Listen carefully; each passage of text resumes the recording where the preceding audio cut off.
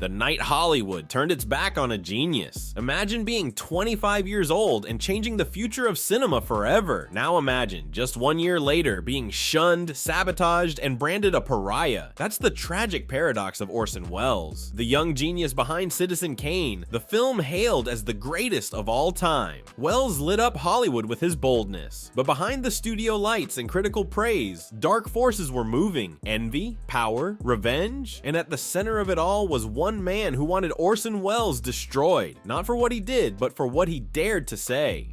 Act 1, the meteoric rise of a boy wonder. Orson Welles didn't tiptoe into Hollywood. He kicked the doors wide open like a storm no one saw coming. Born in 1915 in Kenosha, Wisconsin, Welles wasn't a child prodigy. He was a force of nature. At 16, he was reinventing Shakespeare. At 22, he fooled an entire nation into believing Earth was under alien attack. The War of the Worlds radio broadcast sent families running for cover and jammed police phone lines with panic. One night, one voice, instant legend. Hollywood noticed. Fast. RKO Pictures, clinging to survival, handed Welles the keys to the kingdom. Final cut. Total control. Unheard of for a newcomer. No studio notes. No compromises. Just pure creative freedom. It wasn't a contract. It was a blank check. Most would have cracked. Not Welles. He didn't come to play it safe. He came to blow the roof off cinema. And he did. His debut film wasn't just bold. It rewrote the language of film. A masterpiece born from ambition and arrogance. But in Hollywood, revolutions come with enemies, and Welles was about to learn just how high the price of genius could be. Act 2, Citizen Kane, the masterpiece that made enemies. Citizen Kane hit theaters in 1941 like a thunderclap, co-written with the razor-sharp Herman J. Mankiewicz. It told the story of Charles Foster Kane, a newspaper tycoon whose empire couldn't save him from loneliness and regret. It was revolutionary. Deep-focused cinematography, time jumps, a fractured narrative, and powerful symbolism all wrapped in a story that felt hauntingly real. Audiences were stunned. Critics raved. A new genius had arrived. But one man saw Citizen Kane as more than a film. He saw it as a personal attack. Act 3, enter William Randolph Hearst. The titan with a vendetta, Charles Foster Kane wasn't just a character on screen, he was a mirror, and William Randolph Hearst saw his reflection. The tycoon behind America's largest newspaper empire quickly realized Citizen Kane was about him. The lavish mansion, the doomed love affair, the ruthless climb to power, it all pointed to Hearst, and he was furious. But Hearst didn't go the legal route. He didn't need to. He had headlines, he had influence, and he had an army of journalists ready to destroy Orson Welles. The result? A media blitz, articles smearing Welles, threats to theaters, pressure on Hollywood studios. Hearst's empire went to war with one film. His mission, crush Citizen Kane before it could crush his legacy, and for a while, it worked. Act 4, a smear campaign like no other. Hearst mobilized his media machine to destroy Orson Welles. Overnight, Welles was branded as a dangerous radical, a communist sympathizer, an ego-driven narcissist. Hearst's newspapers ran smear stories, opinion pieces, and gossip columns, all targeting Welles' reputation. The pressure spread. RKO's board panicked. Theater owners backed out. Distributors grew silent. Hearst used backroom deals and fear to ensure the film had a limited release. Welles, once hailed as Hollywood's boy genius, was now radioactive. Citizen Kane, brilliant as it was, barely recouped its costs. The Oscar buzz was poisoned by political interference. The film won only one Academy Award, Best Original Screenplay. Welles' career, once unstoppable, was now in freefall. Act 5, the blacklist begins. The knives were still out after Citizen Kane, and this time, they cut deeper. Orson Welles' follow-up film, The Magnificent Ambersons, was poised to be another cinematic triumph, a haunting family epic soaked in regret and grandeur.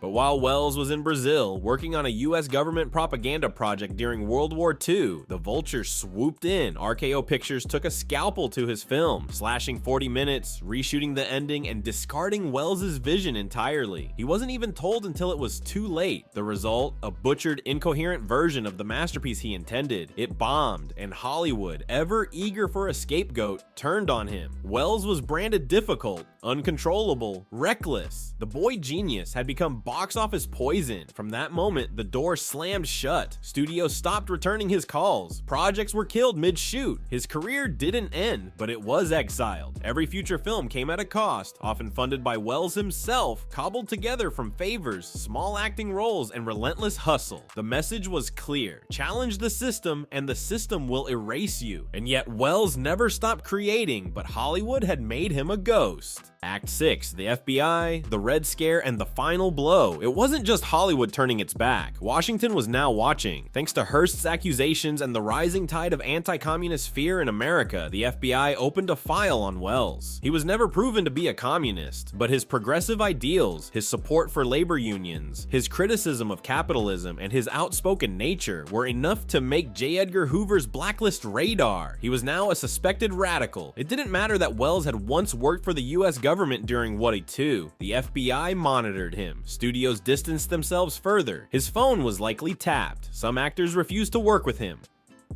Welles was officially blacklisted, not on paper, but in every way that mattered. Act 7, a scandalous outsider in a rigged system. Welles' downfall wasn't just because of Citizen Kane, it was because of what it represented: powerful truth spoken through art. Hollywood's elite weren't ready for it. Studio heads, many of whom already disliked Welles' independence and ego, used the scandal to push him out. They saw a man who didn't play by the rules. He ignored studio notes. He demanded perfection. He experimented recklessly with lighting, sound, and editing. He pushed boundaries. To the old guard, he was dangerous. Welles' personal life also spiraled. His marriage to superstar Rita Hayworth ended in divorce. He took on roles in lesser films just to pay his bills, projects far beneath his skill. His brilliance flickered, but never fully reignited in Hollywood. He became the man who might have been. Act 8. Exile, perseverance, and the long road to redemption. Hollywood may have slammed the Golden Gate shut, but Orson Welles didn't fade away. He reinvented himself. Cast out from the system that once crowned him a boy genius, Welles took his brilliance to Europe. There, with scraps of funding and boundless determination, he created low-budget masterpieces like Othello, Chimes at Midnight, and Mr. Arkadin. These weren't studio projects. They were acts of rebellion, crafted with love, favors, and every ounce of creative fire he had left. Though the box office turned its back, classrooms opened their arms. Aspiring directors dissected his films. Critics began calling Citizen Kane the birth of modern cinema. Welles became a prophet in exile, shaping generations from the shadows. Still, the genius struggled. He voiced TV commercials. We will sell no wine before it's time to pay the bills. His later years were filled with unfinished dreams and financial fights. But here's the miracle: he never quit. Even as the world forgot him, Welles kept writing, kept filming, kept believing. He wasn't chasing fame anymore. He was chasing truth, and in doing so, he became something greater than a Hollywood icon. He became a legend that no blacklist could erase. Act 9, the redemption of Citizen Kane, the genius they tried to bury, but time refused to forget. Time has a way of exposing the truth, no matter how hard the powerful try to hide it. By the 1950s and 60s, Orson Welles' Citizen Kane had risen from controversy to cinematic royalty. Once buried by studio politics and media revenge, it was now praised as revolutionary. Directors like Francois Truffaut, Martin Scorsese, and Stanley Kubrick hailed Welles as a visionary. The tools filmmakers now take for granted, deep focus, non-linear storytelling, breaking the fourth wall, all led back to Kane. In 1962, the prestigious British magazine Sight and Sound named it the greatest film of all time, a title it held for 50 years. Hollywood, reluctantly and far too late, began to whisper apologies in the language of legacy, but Welles had already become a tragic myth, part legend, part warning. Despite changing the course of cinema, he never again received a major studio contract. Orson Welles died in 1985 at the age of 70. The man who once shook the foundations of Hollywood with one film spent the rest of his life on the industry's fringes. History, however, had the final word, and it spoke Welles' name with reverence. Act 10.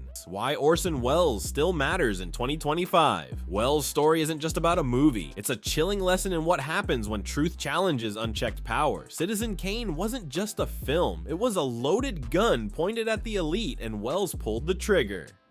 In a world today ruled by tech moguls, media giants, and invisible algorithms shaping our thoughts, his battle hits harder than ever. The tools may be different, but the threat is the same. One voice, too loud and too honest, can be silenced. Welles didn't just make art, he made enemies, and for that, he paid the price. Exiled, smeared, forgotten, almost. But truth has a way of surviving. Citizen Kane, once suppressed, now stands eternal, a masterpiece that dared to speak out. Welles warned us how power isolates, corrupts, and rewrites the story, and though they tried to erase him, his work speaks louder than ever. His exile became his legacy, his silence became our alarm. Epilogue. Orson Welles once said, "If you want a happy ending, that depends of course on where you stop your story. So let's stop it here, not at his fall, but at his legacy." Welles changed film. He redefined what cinema could do, could say, and could mean. Though blacklisted, sabotaged, and discarded, he remained fiercely creative. The Other Side of the Wind, his long-lost final film, was finally completed and released in 2018, 30 years after his death. His voice still echoes. His shadow still looms over every director who dares to challenge convention. His story is a reminder to every artist. You may be silenced, but if your truth is strong enough, your work will speak louder and last longer than the forces that tried to destroy you. In conclusion, next time you sit down to watch Citizen Kane, think beyond the movie. Think of the young man who dared to tell a story so raw, so honest, it scared the most powerful man in America. Think of the career it cost him, and think of the legacy that outlived them both. In a world built on illusion, Orson Welles gave us the truth, and for that, he paid the price. But what a glorious price it was. Keep the vibes alive. Subscribe for more exciting and entertaining content. Tap the bell to stay in the loop and drop your thoughts in the comments. We're thrilled to have you here.